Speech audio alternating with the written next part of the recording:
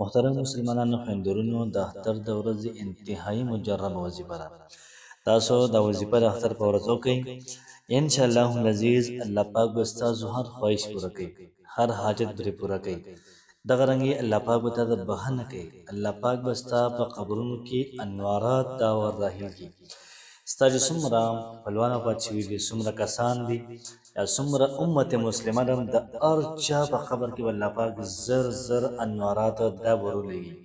او صرف تاسو د اختر په ورځ باندې دا وظیفه وکئ، انشاءالله العزیز ډېره زیاته فایده به کوي. محترم مسلمانانو، که تاسو دا غواړئ چې څومره مړي شوي دي د هغوی قبرونه دې د نور نه ډک شي، ستاسو قبرونه دې هم د نور نه ډک شي چې کله تاسو وفات کېږئ او تاسو په امت مسلمه باندې رحم کول غواړئ، په خپلو رشتهدارو باندې رحم کول غواړئ، نو همدا وظیفه په خپله مو کوئ او دومره شعر کې دومره چې الله پاک د هر یو مړي په قبرونو کې انوارات دا را پیدا کړي او ستاسو په قبرونو کې هم انوارات را پیدا کړي.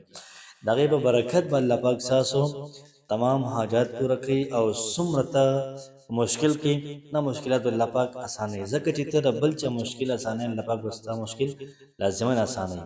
بسم الله الرحمن الرحیم. شروع کوم د ډیر زیات بخښونکي او د ډیر زیات مهربان رب په نوم باندې. زه ګواهي ورکوم د دې خبرې چې د الله پاک نه علاوه د عبادت لایق بل څوک نشته. نبی کریم صلی الله علیه و آله وسلم د الله پاک بنده او د الله پاک رسول دی. زما د اسلام ډېرو زیاتو خوږو درنو مسلمانانو خویندورونو، نن چې کومه وظیفه ده انتهایي شارټ ده او انتهایي مختصر او ډېره زیاته پاورفل وظیفه ده، سپیشل د اختر د ورځې لپاره.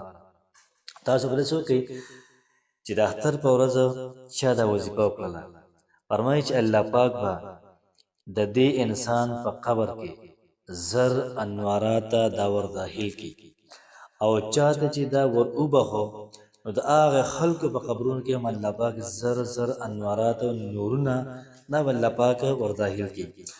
یاد ساتئ محترمو چې ستا صرف زر فهد دي، که ستا 1,00,000 فهد دي، که ستا 1 کرب انوارات فهد دي، چې څومره دې فهد دي، که چېرته به کور کې 1 لایټ ولګي نو کور څومره رڼا شي، څومره مزېدار ښکاري، 2 ولګي، 3 ولګي، بیا چې 1000 ولګي، بیا چې 1,00,000 ولګي، 1 کروڑ بلپونه چې ولګي، نو ستا چې کوم قبر د هغه به یو قسم الله جنت شي. د هغې منظر به دا پیش کړي. نو څومره چې امت مسلمه د نبي علیه السلام نه واله اوسه پورې څومره هلکه دي، هر چا ته محترمو دغه ختم یو پرې وکړه او پوره دنیا ته وروبهه. څومره کسان وفات شوي دي یا څومره ژوندي دي، هر چا ته وروبهه. انشاءالله العزیز ستا په قبر کې رڼاګانې د هغوی په توپیل باندې، د هغوی په وجه باندې به الله پاک ستا ګناهونه معاف کوي، د هغوی په وجه به الله پاک ستا حاجت پوره کوي، د هغوی په وجه به الله پاک ستا ګناهونه دا معاف کوي، د هغوی په وجه به الله پاک ستا مشکل اسانوي. ځکه چې څوک د بل چا د مشکل اسانولو کوشش کوي، الله پاک به ستا مشکل د اسانوي. یاد ساته محترم، وظیفه انتهایی لاجواب ده، انتهایی پاورفل ده. په خپل مو کې ملګرو سره هم شیر کړئ. د اختر په ورځ به تاسو 300 پیرې سبحان الله وبحمده سبحان الله العظیم دا به وکئ. سبحان الله وبحمده سبحان الله العظیم دا به تاسو 300 پیرې ووایئ.